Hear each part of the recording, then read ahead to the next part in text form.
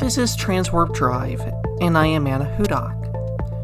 Transwarp Drive is a series of articles written by yours truly, and these are the audio versions of those articles.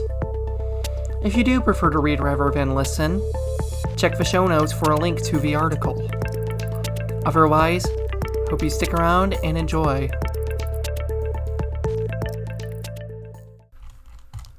Today's reading comes from the Ko-Fi article, What Makes Andor Different? Enjoy. Andor is an interesting show, in that I'm not completely sure what I truly think about it. It's a very well-made show, and it's what I wanted to see out of Star Wars. That said, I honestly don't remember much of what happened. There's just something about the show that hasn't stuck with me. Something about it that isn't memorable. I'm not saying that as a bad thing, to be honest, because a part of me wonders if that's the intention. So far, it's focused on the everyday life for the average person living under the rule of the Empire. It isn't telling some grand story of fabled heroes who do superhuman things to save everyone. It's the story of the average person who is just going about their day-to-day lives trying to survive. To be honest, this is what I love about it.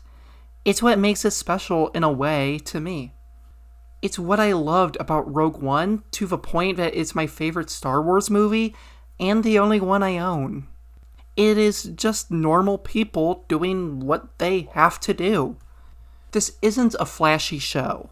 If you're looking for lots of action, look elsewhere. For now, at least.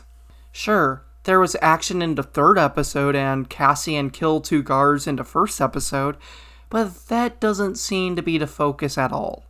The show seems to be focusing on the characters and what their lives are like. We see Cassian struggling to receive money and in considerable debt to plenty of people. He steals stuff from the Empire. He's involved in the black market. So is Bix Colleen, who he sells to. We see an interesting storyline with her as she has a boyfriend, Tim Carlo, who doesn't know of her shady business dealings and thinks she's cheating on him. Out of jealousy, he calls the cops on Cassian, knowing they're looking for him just so he can have his girl back. This is very real stuff that other Star Wars movies and shows would never show. Another thing I like is how real its portrayals of imperialism are so far. This is the first time we get to see the evils of imperialism firsthand in Star Wars. We see the Empire taking natural resources away from a planet.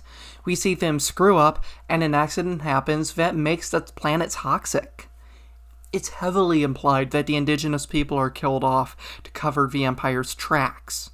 Star Wars has always been a critique of imperialism, but this is the first time they're actually showing what empires do to indigenous peoples and how they exploit other countries, or planets, for natural resources.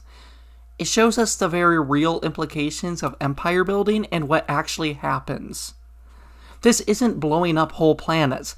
This is stuff that actually happens in the real world. I honestly applaud the showrunners and writers for this. In the end, so far, I am really liking this show.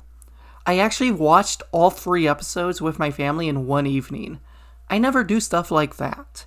Even if I don't remember a lot of what happened or who is who, believe me, I have several articles up with the names of the characters and events that happened in the show to remember. There is so much to like about this show. Its character work is something I have never seen in Star Wars. Its willingness to show the evils of imperialism is something I never thought I would see out of anything by Disney. This is an excellent show, and I cannot wait to see where it goes next. Anyway, thank you all for listening. Be sure to also check out my Discord server for Red Culture Entertainment, which is devoted to building a community of those who love science fiction and fantasy. If you enjoyed what you heard, please share this episode with others.